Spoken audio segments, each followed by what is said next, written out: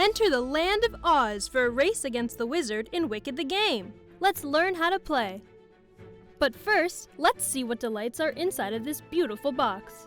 There's a game board, a first player marker, 4 character boards, a wizard track mover, Thrillifying Magic tokens, 170 story cards, 15 wizard cards, 24 chapter cards, and an exquisite Emerald City card holder. To assemble the Emerald City card holder, simply attach the 2 halves of the tower and then insert the tower into the ring base. To set up the game, start by laying the game board in the middle of all players. Then, place the Emerald City card holder in the center of the game board. Shuffle the wizard cards and insert them into the Emerald City card holder, with the card backs facing the players. Next, give each player a character board and place them around the game board. For a 2-player game, use the 2-player side with 3 collection areas. For a 3 or 4-player game, use the 3 to 4 player side, which has only 2 collection areas. Shuffle all the story cards and place the deck next to the board. Place all of the Thrillifying Magic tokens on the green ring. Put all of the chapter cards that match your player count in order, starting with the introduction and ending with chapter 5, and place them on the storybook section of the game board. Place the wizard track mover on the space labeled with the number 1. Put the first player marker in front of the player who first says, "Welcome to Oz." Now it's time to begin your amazifying adventure. The player with the first player marker can now flip over the introduction chapter card and read it aloud. At the beginning of each round, the first player will draw 8 story cards to make the hand. This hand will be passed at the end of each player's turn, moving clockwise around the group until there are no cards left. When it's your turn, draw 1 story card and add it to the hand.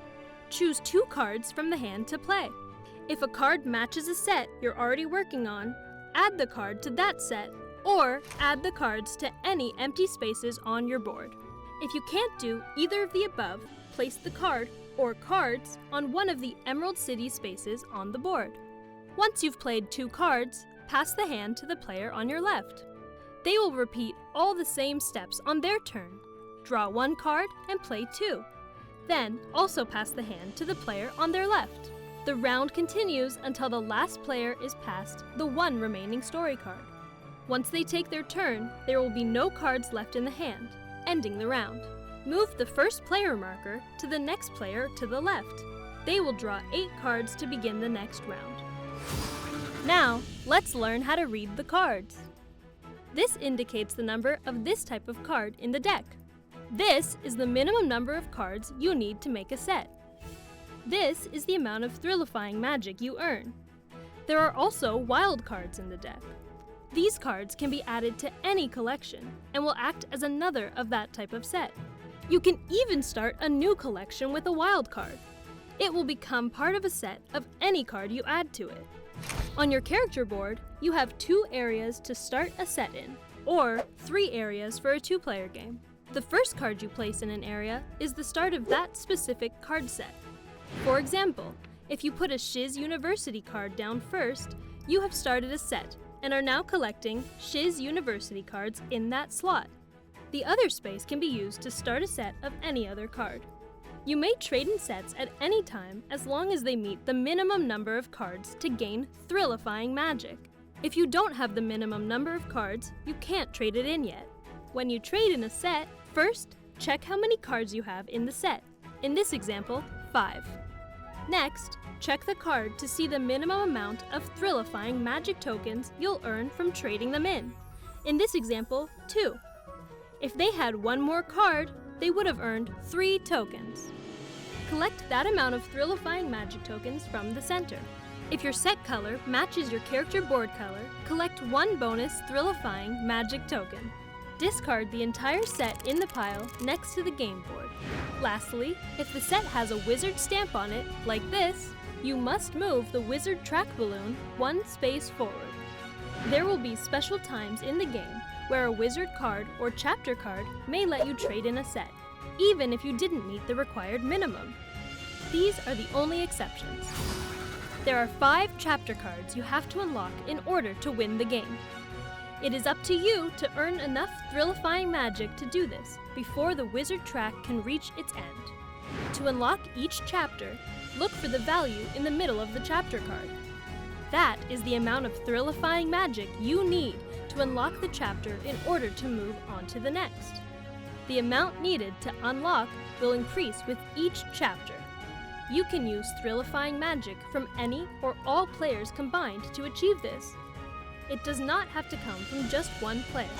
When you unlock a chapter, flip that chapter card over in the storybook in the middle of the board. On the back of the chapter, you will find a selection of bonuses that your group can choose from. You can unlock a chapter at any time during the game, as long as you have enough Thrillifying Magic. Now, let's talk about the wizard track. Around the board are 13 spaces on the wizard track. The hot air balloon wizard track mover will start the game on the space labeled 1. Some card sets are marked with a wizard stamp. The wizard track mover will advance one space whenever a set with a wizard stamp is traded in. So, try to collect as much Thrillifying Magic as possible for any set marked with the stamp. The wizard track mover will also advance one space whenever all 3 Emerald City spaces are filled with discarded cards.